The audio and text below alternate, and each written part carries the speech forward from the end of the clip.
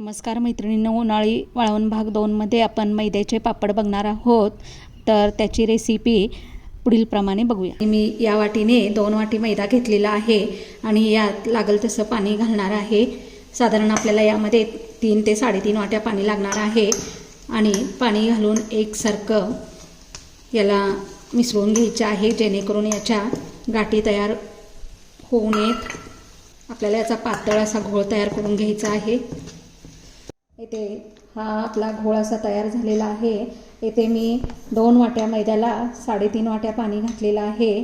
आता या ठिकाणी मी काय करणार आहे, ह्याच्यात थोड्या गाठी होतात मैद्यात, म्हणून ही जी पुरणपात्राची चाळण आहे त्यामध्ये हा घोळ ओतून यामध्ये याला चाळून घेणार आहे. म्हणजे ज्या काही गाठी राहिल्या असतील त्या आपण या ठिकाणी विरघळून जातील. बघू शकता की आपला घोळ हा या चाळणीने मी चाळून घेतलेला आहे आणि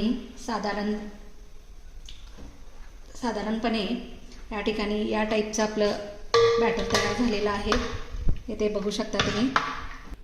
ज्या वाटीनं मैदा घेतलेला आहे त्याच वाटीनं 12 वाट्या पाणी उकळायला गॅसवरती ठेवलेलं आहे.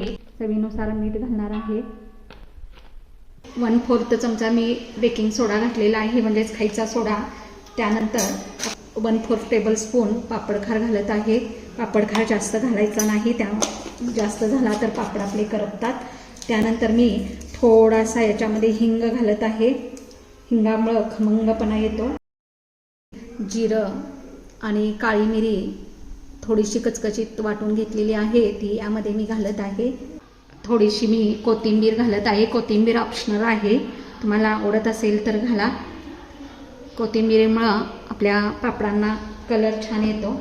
आता या ठिकाणी हे जे मिश्रण आहे हे एकसारखं ढवळून घ्यायचं आहे, ज्यामध्ये आपण सर्व जिन्नस घातलेले आहेत आणि या पाण्याला अगदी खळखळून अशी उकळी येऊन द्यायची आहे. येथे तुम्ही बघू शकता आपल्या पाण्याला छान अशी उकळी आलेली आहे. आता यामध्ये गॅसची फ्लेम बारीक करायची आहे. याच्यामध्ये हे जे मैद्याचं बॅटर करायचं आहे आणि एकसारखं हलवून घ्यायचं आहे याला.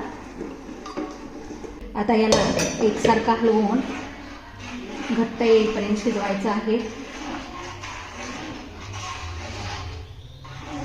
तर इथे तुम्ही बघू शकता आपलं हे बॅटर घट्ट व्हायला लागलेलं आहे आणि याला अगदी चटचटेपर्यंत शिजवून घ्यायचं आहे. या बॅटरला खालनं चटचटायला लागलेलं आहे. असे या ठिकाणी बुडबुडी येऊन ते फुटत आहेत, म्हणजेच आपलं बॅटर या ठिकाणी तयार झालेलं आहे. त्यानंतर अनेक तुम्हाला छोटी मी सोपी पद्धत सांगत आहे हे शिजले का नाही बघण्याची. तर या ठिकाणी हे जर आपला चमचा आहे त्याला मधून अशी या ठिकाणी लाईन वळून घ्यायची. हे जर बॅटर दोन्हीकडे मिक्स झालं नाही तर आपलं या ठिकाणी हे बॅटर शिजलेलं आहे. त्यानंतर या ठिकाणी जर तुम्ही असं प्लेटमध्ये हे ठेवलं आणि ते पसरलं जर नाही, घट्ट झालं, तर हे आपलं बॅटर व्यवस्थित शिजून तयार झालेलं आहे. याच्यात आपण पापड घालू शकतो. इथे मी एका प्लॅस्टिकचा मोठा कागद पसरलेला आहे आणि त्याच्यावरती हे पापड मी पळीनं गरगटत आहे. इथे बघू शकता आपलं बॅटर छान झालेलं आहे, त्यामुळे पापड जेवढा पातळ करता येईल तेवढा या ठिकाणी आपण पातळ गरगटायचा आहे. तर असे हे पापड होतात आणि पटकन होतात. इथे आपले सर्व पापड करून झालेले आहेत. त्याला आता दिवसभर उन्हात वाळवायचे आहेत आणि वाळल्यानंतर याला काढून मग तळायचे.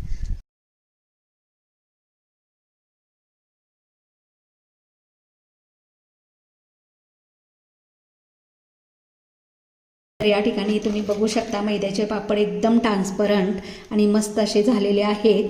काही पापड मी छोटे पण केलेले आहेत. तर छोटे हे पापड जाड साईजमध्ये केलेत, मोठे पापड पातळ साईजमध्ये केलेत. तुम्ही दोन्हीही प्रकारे करू शकता. पापड आपण या ठिकाणी तळून बघू.